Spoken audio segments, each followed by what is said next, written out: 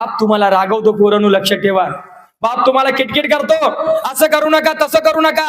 तो का करतो तुम्हाला एक छोटीशी गोष्ट सांगणार आहे मी आज, आणि या गोष्टीनंतर कळेल तुम्हाला बाप काय असतो. लक्षात ठेवा. एका सिटीमध्ये असेच एक मुलगा राहत होता, एकुलता एक मुलगा, लाडाचा मुलगा. त्याला वाटलं बाप माझा खूप लाड करेल, एकटा मी आहे, बापाला चांगला पगार आहे. परंतु बाप एकदम खडूस होता. पोरगा शेजारच्या मित्रांना नवीन सायकल घेतली, पोरगा म्हणायचं बाबा मला सायकल पाहिजे.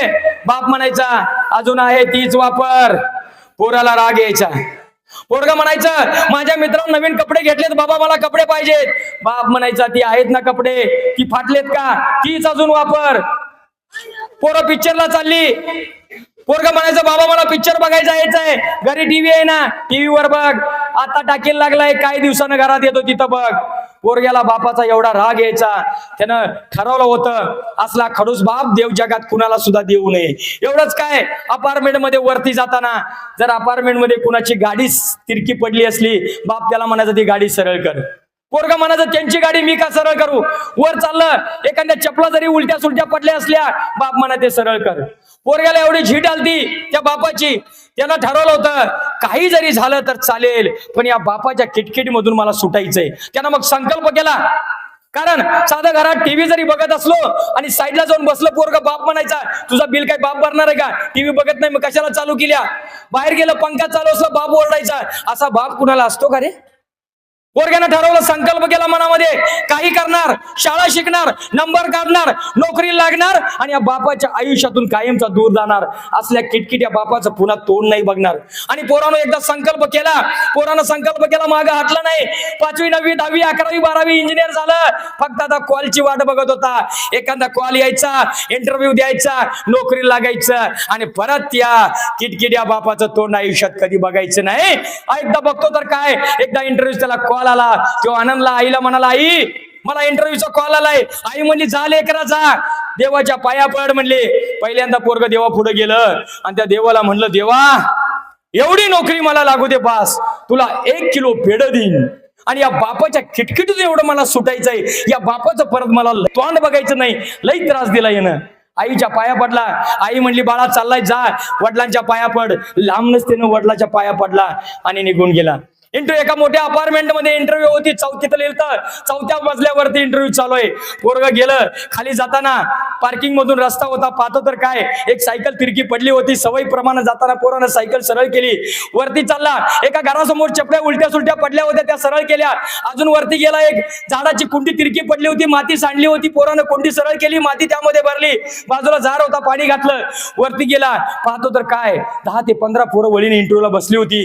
याला घाम फुटला, एवढ्या पोरात माझा नंबर येईल का, मला नोकरी लागायला पाहिजे, कारण मला त्या बापाच्या किटकिटून सुटायचंय. तो जाऊन त्या पोराच्या लाईन मध्ये बसला. एक एक पोरग पुढे सरकत होतं. येणारा प्रत्येक पोरग एकदम टेन्शन मध्ये घाम पुसत बाहेर येत होतं.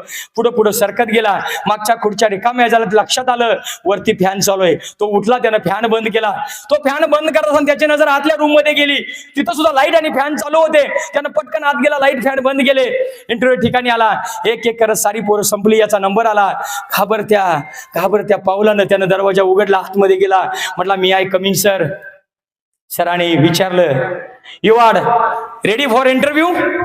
त्यानं पुन्हा एकदा डोळे बंद केले, देवाचं नामस्मरण केलं. देवा आता एक नाही तुला 2 किलो पेढ देतो रे, पण काही कर, मला या इंटरव्ह्यू मध्ये पास कर, मला त्या किटकिट्या बापाच्या तावडीतून सुटायचं आहे.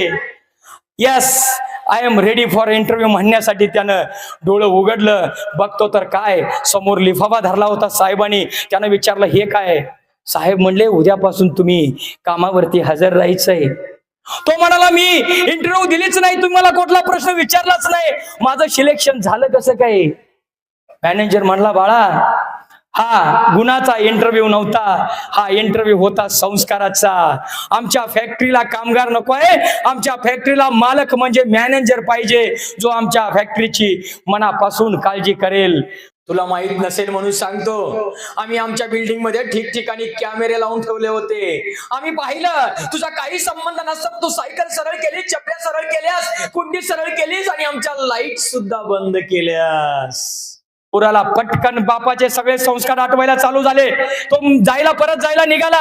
इतक्यात तो मॅनेजर त्याला म्हणला, थांब, चाललायस घरी जा, पण गेल्यानंतर तुझ्या आई वडिलांना माझा नमस्कार सांग. आणि एक गोष्ट लक्षात ठेव, एखाद्या इन्स्टिट्यूट मध्ये ऍडमिशन घेऊन पैसे भरून तू डॉक्टर होऊ शकतोस, इंजिनियर होऊ शकतोस, वकील होऊ शकतोस, काही होऊ शकतोस, पण संस्कार हे फक्त तुला आई वडिलांच्या इन्स्टिट्यूट मध्येच भेटणार. आई वडिलांच्या इन्स्टिट्यूट मध्येच भेटणार. पोरानं ते पोरग पळत पळत पळत घरी आलं. कधी एकदा बापाला भेटी नसं झालं होतं. त्यांना पळत पळत घरी आलं. घराची बेल वाजवली. आईने दरवाजा उघडला. आई म्हणली, लेकरा काय झालं? पोरग म्हणलं, आई उद्यापासून मला कामावर बोलवलंय. आई आनंद झाला. आई म्हणली, जा आणि देवाचा आभार मान. पोरग आतमध्ये गेला. इकडे दरवाजा होता, इकडे बाप पेपर वाचत बसला होता. पोरग पटकन केलं, बापाच्या पायावरती लेटर ठेवलं आणि माथा बापाच्या पायावर टेकवला. ज्या क्षणाला बापाच्या पायावर माथा टेकवला, डोळ्यातून थेंब पटकन त्या पायावरती पडलं. बापाला जाणवलं, आपल्या पायाला अश्रू जाणवलं. बापानं पटकन पोराला उचललं. ज्या क्षणाला बापाच्या नजरेमध्ये नजर पोराची गेली, पोरानं कडकडून बापाला मिठी मारली. एका क्षणात बापाचा खांदा ओला झाला. बापाला काही कळेना, आपलं पोरग हारलं की काय, इंटरव्ह्यू मध्ये नापास झालं. कदाचित आपलं पोरग हारलं की काय, खचलं की काय. लक्षात ठेवा, बापाला यासारखं मोठं दुःख नसतं. बापानं पोरग्याला सावरलं, समोर धरलं आणि विचारलं, काय झालं? इंटरव्ह्यू मध्ये नापास झालास? काळजी करू नको, पुण्याचा इंटरव्ह्यू दे. दुसऱ्यांदा झालास, तिसऱ्यांदा दे, चौथ्यांदा दे, पाचव्यांदा दे, 10व्यांदा दे. आणि नाही जरी नोकरी लागली तर बेहतर.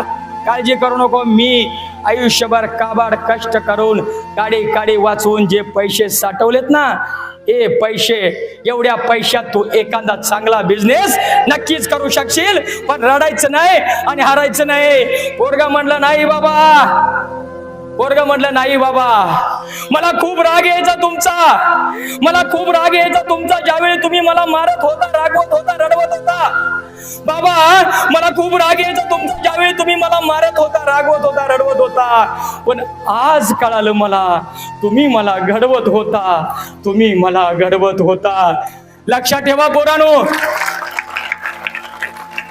जोपर्यंत बाप नावाचा सूर्य तुमच्या आयुष्यामध्ये आहे, सुखाचा दिवस कधीच मावळणार नाही. जोपर्यंत बाप नावाचा सूर्य तुमच्या आयुष्यामध्ये आहे, सुखाचा दिवस कधीच मावळणार नाही. एक वेळ कळेल तुम्हाला बायबल, कुराण, पोथी पुराण. एक वेळ कळेल तुम्हाला बायबल, कुराण, पोथी पुराण. पण बाप नावाचा ग्रंथ कधीच कुणाला कळणार नाही, कधीच कुणाला कळणार नाही.